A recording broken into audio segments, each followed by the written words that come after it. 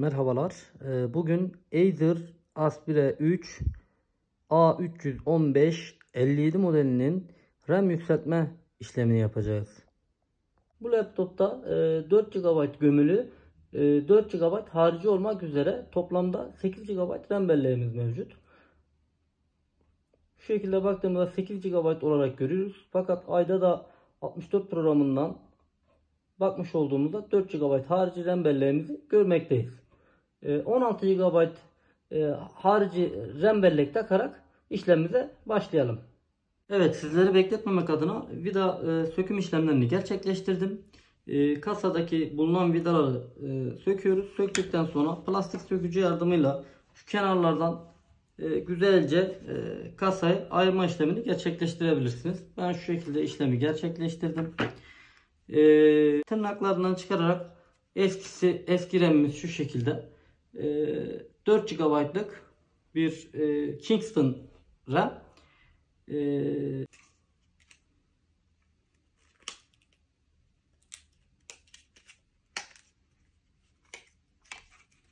Şu şekilde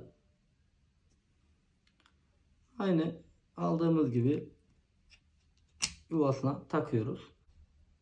Evet, RAM'imizi taktık, vidalarımızı yerleştirdik, kapağımızı kapattık, bilgisayarımızı açılış işlemini gerçekleştirelim. Evet, şu an görüntümüz geldi. RAM belleğimizi arka planda tanımlamalarını gerçekleştirdi.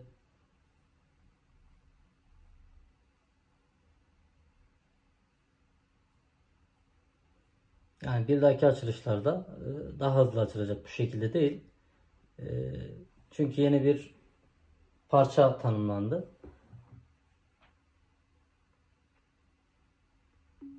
Evet, bilgisayarımız açıldı.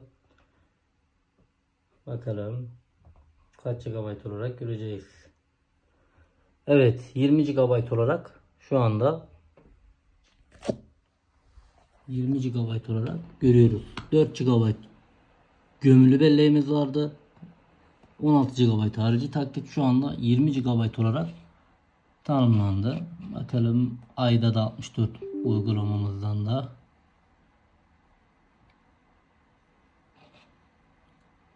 Evet. Evet, 16 GB'ı şurada görmüş oldu. Tekrar bilgisayarımızı bir kapatalım.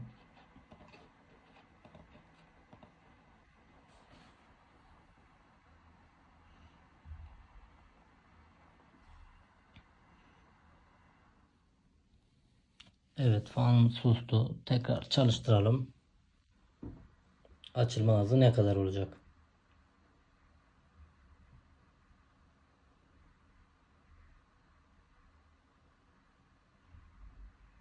Evet. Şu anda bilgisayarımız açılmış oldu. Yani RAM taktıktan sonraki o ilk tanımlamalarda bahsetmiş olduğum ilk parça takımında, yani RAM belleğe taktığımızdaki arka planda yapmış olduğu tanımlama işlemlerinden dolayı. Arkadaşlar, videomu izlediğiniz için teşekkür ediyorum. Abone olup beğenmeyi lütfen unutmayalım.